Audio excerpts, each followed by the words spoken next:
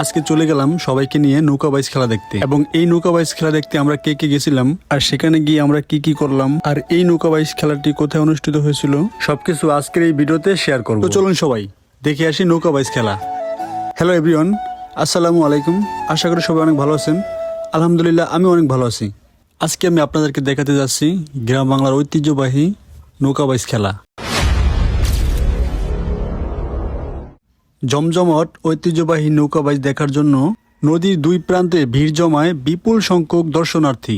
যেই দৃশ্য আসলেই দেখার মতো ছিল এই মুহূর্তে দেখতে পারছি প্রথম রাউন্ডের খেলা শুরু হয়ে গেছে, যেখানে তিনটি নৌকাই দুরন্ত গতিতে ছুটে আসছে গন্তব্যের দিকে। নদীতে এখন টান টান উত্তেজনা। নৌকা বাইচ প্রতিযোগিতায় বিজয়ের মালা গলায় নিতে প্রাণপণ চেষ্টা চালিয়ে যাচ্ছে নৌকার বাইচারা। দর্শক, দেখা যাচ্ছে লাল জার্সি পরিহিত সিলাসচার ইউনিয়নের কালাম ফকিরের বাচারি নৌকাটি সবার সামনে এগিয়ে আছে। সবার মধ্যে তুমুল উত্তেজনা কাজ করছে এই মুহূর্তে। তালে তালে এগিয়ে যাচ্ছে সিলাসচার ইউনিয়নের কালাম ফকিরের সেই নৌকা। দ্বিতীয় অবস্থানে দেখা যাচ্ছে সাদা জার্সি পরিহিত সাত সমাজের সেই নৌকাটিকে।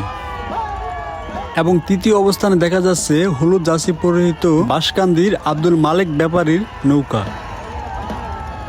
প্রিয় বন্ধুরা, এই মুহূর্তে দেখতে পেলাম প্রথম রাউন্ডের খেলা শেষ হলো। আমরা স্পষ্টভাবে দেখতে পেলাম সিলাসচর ইউনিয়নের কালাম ফকিরের বাছাই নৌকাটি প্রথম স্থান করেছেন এবং খসপুর ইউনিয়নের সাত সমাজের নৌকাটি তৃতীয় স্থান করেছেন আব্দুল মালেক ব্যাপারীর নৌকাটি। এভাবেই পরপর তিনটি রাউন্ডের খেলা শেষ হয়, যেখানে ফলাফল প্রায় একই রকম হয়েছিল।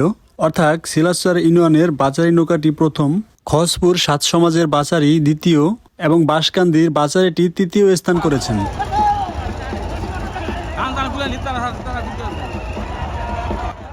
আজকের এই বাইচ প্রতিযোগিতার সেরা হওয়ার জন্য চলছে হাড্ডাহাড্ডি লড়াই।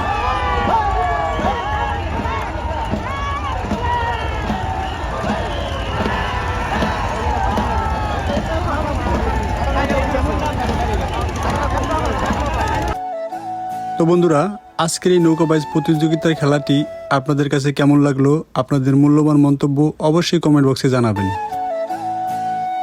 এই নৌকা বাইচ খেলা দেখার জন্য এত মানুষের উপস্থিতি ছিল, আপনাদেরকে বলে বোঝানো যাবে না। মাদারপুর সিলাসচর ইউনিয়ন চেয়ারম্যান বাড়ির ঘাট অনুষ্ঠিত হয়েছিল আজকের এই নৌকা বাইচ খেলাটি। তো আজকের বাইচ খেলাটি এই পর্যন্তই ছিল। দেখা হবে নতুন কোনো ভিডিও নিয়ে। তো সবাই ভালো থাকেন, সুস্থ থাকেন। আল্লাহ হাফিজ।